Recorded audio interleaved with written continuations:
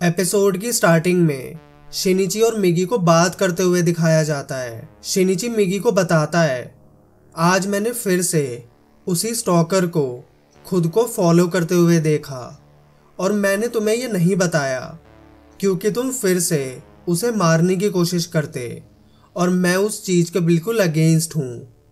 मिगी शिनिची को बोलता है, मुझे पता है तुम ह्यूमंस को मारने के लिए कभी नहीं मानोगे, इसीलिए मेरा कुछ और प्लान है इस सिचुएशन को हैंडल करने के लिए।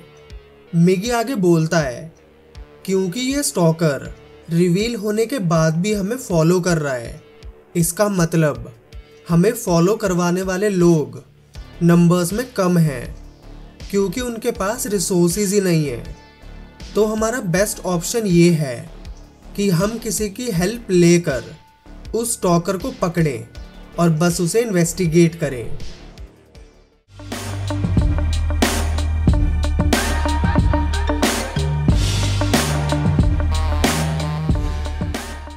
नेक्स्ट डे शिनिची को मामोरू उदा के साथ दिखाया जाता है, जिसकी हेल्प से शिनिची उस स्टॉकर को पकड़ने का प्लान करता है। उदा का पैरासाइट बोलता है, तुम्हें उस स्टॉकर को सीधा मार देना चाहिए था, लेकिन अगर तुम उसे सिर्फ पकड़ना चाहते हो तो क्या तुम्हें यह भी पता है कि वो स्टॉकर कैसा दिखता है। तभी मिगी अपनी बॉडी शेप चेंज करके स्टॉकर का फेस दिखाता है और उधर से उदा का पैरासाइट भी सेम चीज करता है। जाते हुए मामोरू बोलता है, मेरे पैरासाइट को सिर्फ पैरासाइट बुलाना बहुत कंफ्यूजिंग हो रहा था, तो मैंने इसका नाम जॉ रख दिया। नेक्स्ट सीन में ryuko तामिया और उस स्टॉकर को एक रेस्टोरेंट में दिखाया जाता है। वो स्टॉकर ryuko को विश्वास दिलाने की कोशिश कर रहा होता है, मैं सच कह रहा हूँ, शिनिची के राइट हैंड ने स्ट्रेच होकर मुझ पर सच में अटैक किया। लेकिन ryuko प्रिटेंड कर रही होती है कि वो इस चीज पर विश्वास नहीं करती। स्टॉकर ryuko को बोलता है, मैं जो भी कह रहा हूँ वो सच कह रहा हूँ, लेकिन मुझे ये समझ नहीं आ रहा कि वो मॉन्स्टर है क्या चीज। स्टॉकर को फिर याद आता है कि ryuko ने खुद एक बार शिनिची के राइट हैंड के बारे में कुछ पूछा था। स्टॉकर ryuko को यही बात बोलता है और कहता है, तुम्हें खुद इस बारे में पता था, तभी तुमने मुझे उस लड़के को इन्वेस्टिगेट करने के लिए कहा और अब तुम मेरे आगे नाटक कर रही हो। ryuko बोलती है, अब तक के काम के लिए मैं तुम्हें पे कर दूंगी, लेकिन इसके आगे तुम्हें मेरे लिए कुछ करने की जरूरत ही नहीं है। ryuko इसके बाद वहां से उठकर जाने लगती है और वो इन्वेस्टिगेटर उसके पीछे आने की कोशिश करता है, लेकिन एक लेग टेबल में स्टक होने की वजह से वो नीचे गिर जाता है। ryuko रास्ते में जाते हुए सोचती है, एक ह्यूमन मुझे बस यहीं तक हेल्प कर सकता था और क्या अब मुझे उसे मार देना चाहिए। ryuko ये सब सोचते हुए थोड़ा थोड़ा हंसने लगती है। घर आकर मिरर के सामने ryuko रियलाइज करती है कि वो पहली बार हंस रही है और उसका रीजन वो इन्वेस्टिगेटर के नीचे गिरने पर उसके फेस का एक्सप्रेशन और हेल्पलेसनेस थी। ये सोचते हुए ryuko और तेज हंसने लगती है, जिसकी आवाज से उसका बेबी उठकर रोने लगता है। वो इन्वेस्टिगेटर अपने घर जाता है और अपनी डॉटर को सोए हुए देखता है। उसके बाद उसकी वाइफ भी वहां पर आ जाती है। उसकी वाइफ पूछती है, तुम किसी डेंजरस काम में तो नहीं हो ना, क्योंकि तुम्हें बुरे सपने आते हैं और तुम इंजर्ड भी हो। उसकी वाइफ कहती है, अगर ये काम डेंजरस है तो तुम पीछे हट जाओ और पुलिस को चीजें हैंडल करने दो, क्योंकि तुम एक स्मॉल टाइमर हो। वो इन्वेस्टिगेटर ये बात अपने ईगो पर लेकर सोचता है, मैं इस केस को सॉल्व करके ही रहूंगा। नेक्स्ट सीन में शिनिची को दिखाया जाता है जो वॉक कर रहा होता है और उदा इस टाइम गाड़ी में बैठा होता है, जिसने अपने फेस की शेप चेंज कर रखी होती है जिससे स्टॉकर उसका रियल फेस ना देखे। ऑब्वियसली वो इन्वेस्टिगेटर इस टाइम भी शिनिची को स्टॉक कर रहा होता है। मिगी शिनिची को बोलता है, शिनिची, उन्होंने उस स्टॉकर को ढूंढ लिया है। वो इन्वेस्टिगेटर शिनिची के पीछे आने के लिए एक टर्न लेता है और शिनिची उसके सामने खड़ा होता है। स्टॉकर वहां से भागने की कोशिश करता है, लेकिन शिनिची उसे पकड़ लेता है और उसे गाड़ी में बैठने के लिए कहता है, जिसे ऊदा ड्राइव कर रहा होता है।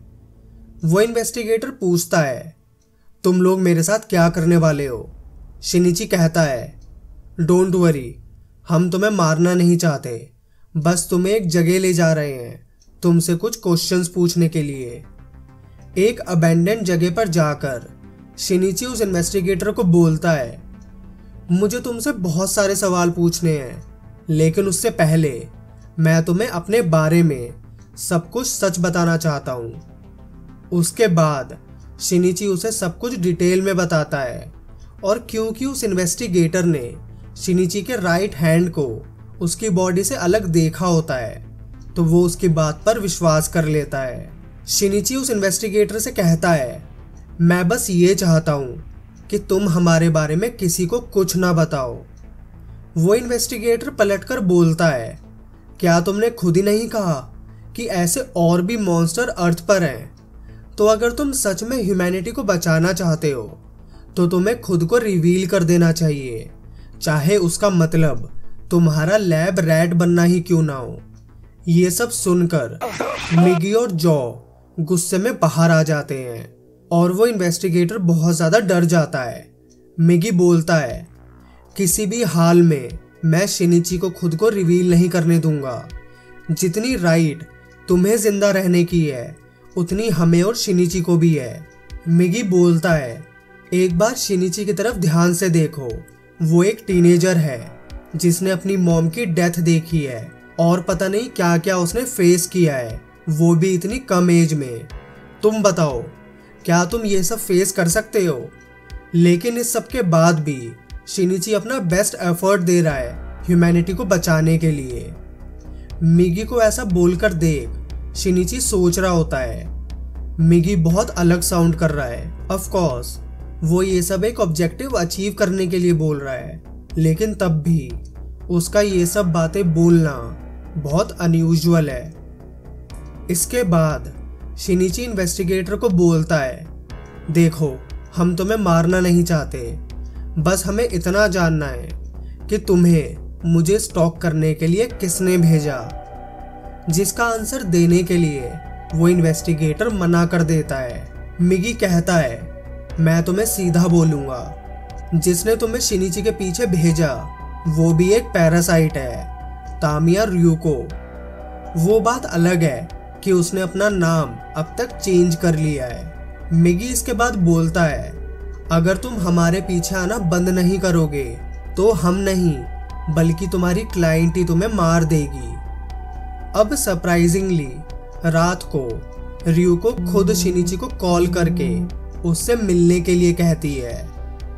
शिनिची एक यूनिवर्सिटी के पास जाता है और पता लगता है कि रियुको वहाँ एक स्टूडेंट है, जहाँ वो एनिमल्स के बिहेवियर के बारे में एक लेक्चर अटेंड कर रही होती है कि एनिमल्स बहुत बार बिना सेल्फिश रीजन के भी एक दूसरी स्पीशीज के एनिमल्स की हेल्प करते हैं। अब रियुको शिनिची से यूनिवर्सिटी के टेरेस पर मिलने आती है और पॉइंट आउट करती है कि शिनिची सच में पहले से काफी चेंज हो गया है। रियुको के साथ उसका बेबी भी होता है। शिनिची जब उसके बारे में पूछता है तो वो कहती है, हाँ, ये मेरा बेबी है और अभी तक मैंने इसे कुछ नहीं किया। रियुको इसके बाद पूछती है, तुम्हारा पैरासाइट मिगी और तुम कैसे मिक्स हुए? शिनिची पूछता है, तुम्हें वो मेयर के बारे में पता है जो एक पैरासाइट है? आखिर तुम लोग क्या प्लान कर रहे हो? रियुको कहती है, मुझे भी ज़्यादा नहीं पता, लेकिन हम ह्यूमंस के साथ कोएग्जिस्ट करना चाहते हैं और हमारी स्पीशीज इवॉल्व हो रही है। शिनिची कहता है, हिदियो शिमादा ने भी यही बात बोली थी, लेकिन बाद में उसने। इतने में रियुको बोलती है, क्या ह्यूमंस और लाइव स्टॉक जैसे कि एक पिग साथ में नहीं रहते? एक पिग के लिए ह्यूमन सिर्फ एक मॉन्स्टर है जो उसे खाता है। और ह्यूमंस ही कहते हैं ना कि सारी स्पीशीज को साथ में कोएग्जिस्ट करना चाहिए। शिनिची कहता है, मैं मानता हूँ जो तुम बोल रही हो उसकी सेंस बनती है, लेकिन मेरे कुछ पर्सनल रीजंस हैं जिसकी वजह से मैं तुम्हारी स्पीशीज को कभी माफ नहीं कर सकता। रियुको पूछती है, आखिर ऐसा हुआ क्या है? तुम भी पहले की तरह एक नॉर्मल ह्यूमन बीइंग नहीं लग रहे हो। रियुको को फिर रियलाइज होता है और वो बोलती है, रुको, तुम्हारी मदर मिसिंग है, राइट?